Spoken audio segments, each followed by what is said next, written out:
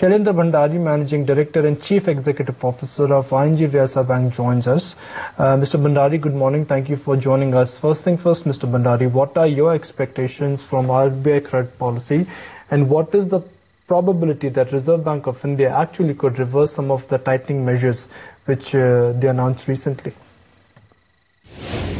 So as I said, I believe there is a strong argument to at least start reducing the artificial, restrictions which have been put. I don't think there will be a formal rate hike, because if you do a formal rate hike, then you are risking a much greater transmission by the banks to the economy at large. And given that the Reserve Bank stance is that this is only temporary to protect the rupee and it's not meant to endanger the economy, I think they would be very reluctant to take this, formal step of raising interest rates. Having said that, would they reverse those? Probably not yet. They could do some minor stuff. So, for example, people don't realize this, but even something as, technical as the fact that now banks need to maintain 99% of the CRR on a daily basis, as opposed to 70%, which was there prior to these measures. This is actually significantly added to the amount of idle money banks need to keep. It's significantly reduced bank margins. So they could remove some of these technical restrictions. But, like I said, I'd be delighted if they reduce those rates, but I would be somewhat surprised. Mr. Bhandari, banking credit growth has remained strong. Which segments is the incremental demand for credit coming from, and does the slower deposit growth still remain a concern for you? So banking credit growth is strong. Frankly, that is something of a mystery, because if you look at the fact that the GDP is growing at 4.4%, if you look at the fact that there's not much private sector investment happening, and if you look at the fact that wholesale inflation is somewhere around 7, so you add up 4 and 7, that gives you a monetary GDP growth of around 11 to 12. And really, if there is no investment happening, you should be having credit growth of around that. Now, if it's growing more than that, then it should either be going into capital formation, which we know is not happening, or a lot of it is, unfortunately, companies whose payment cycles have got elongated. So to do the same amount of production, they need more money, which is fine as long as it's temporary. But otherwise, in the long run, it's bad for banks, because it means that you're lending more money to companies who are finding it harder to repay.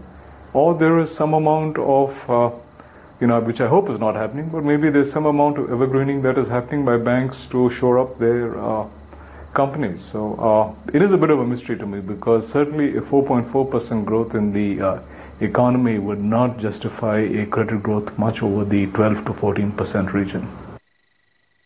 Mr. Bhandari, bond yields are up by 100 bips since 15th of July, and Reserve Bank of India has allowed one-time swap of AFS, which is available of sale to HTM, which is held to maturity. Does this mean that there will be hardly any treasury losses for banks for the current quarter? A, that's for the industry. B, let's be specific about your banks now. So in terms of treasury losses, my feeling is that, especially on government securities, most private sector banks probably won't have anything, significant. And the reason is that most banks, and especially ING Vyasa, in our SLR book, whatever we have in the available for sale or held for trade categories, which are the ones which get marked to market, we usually keep very short durations, so treasury bills and so on. It's some of the other banks who tend to keep, the more price sensitive bonds in these categories.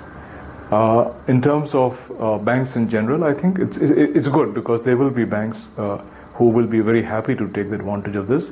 But keep in mind that it's only up to 24.5%, whereas I think the average SLR in the system is 27 or 28. So we could see some impact, but I honestly can't say how much. I can say, though, fairly confidently that private sector banks probably will not show much of an impact. So are you taking advantage then of the FCNR swapping window that the RBI has put in place? It's very early days, so I think we're very excited about it. So we are now doing, considerably more marketing of these products. I think that, you won't see any immediate impact, but give it another few months, maybe a quarter or two, and we will see some significant impacts. We have set some internal targets which are quite aggressive. Of course, they are internal, so I can't share them.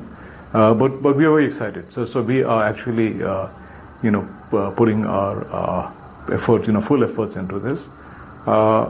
In terms of cost benefit, as long as you get the swap. So there's a Reserve Bank swap, which in effect means that you get 3-year rupees around 9.5% or so, which do not require SLR or CRR.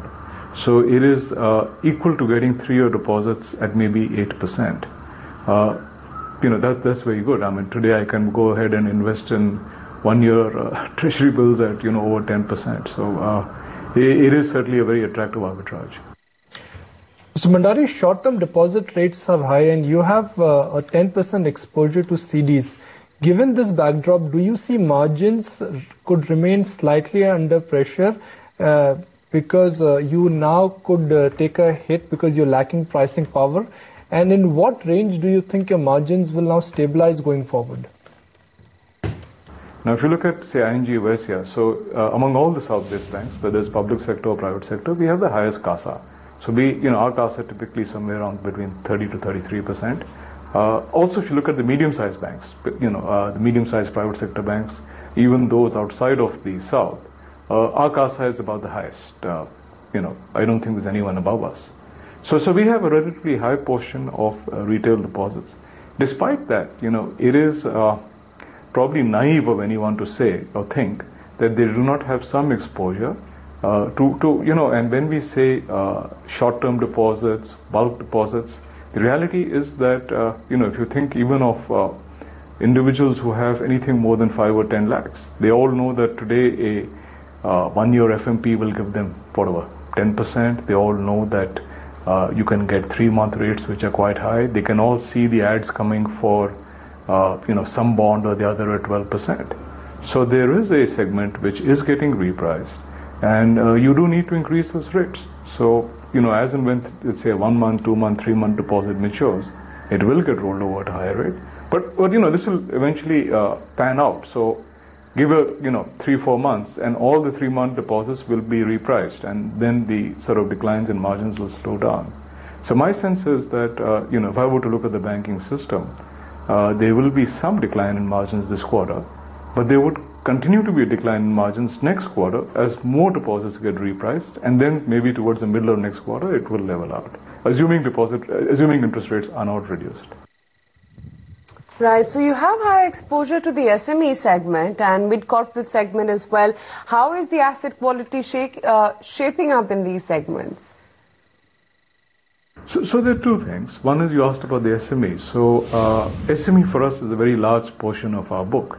So almost 1/3, almost 33% of our loans are SME.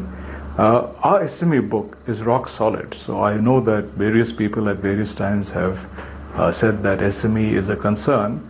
But if I look at our book, the gross NPA is less than 0.5%. The net NPA is nothing because, as you have rightly pointed out, we do a 90% provision cover. But even if I look at the actual credit loss, because what happens is that you provide, but you also recover. So we are actually running on SME a negative credit cost, in the sense that we are still recovering more than we are from old bad loans than we are providing on the fresh bad loans. So SME is, it's quite comfortable. I think the entire retail segment so far, so not just SME, if you look at, whether it's mortgages or car loans or even personal loans, credit cards, it's fine. The only segment which is showing some signs of worry, unfortunately we don't do much of that, is commercial vehicles. And you could argue that's not truly retail, but commercial vehicles is the one segment which is looking a little bit worrisome. But otherwise, retail and SME is looking absolutely fine. Mr. Bhandari, appreciate your time and thank you for your wonderful insights.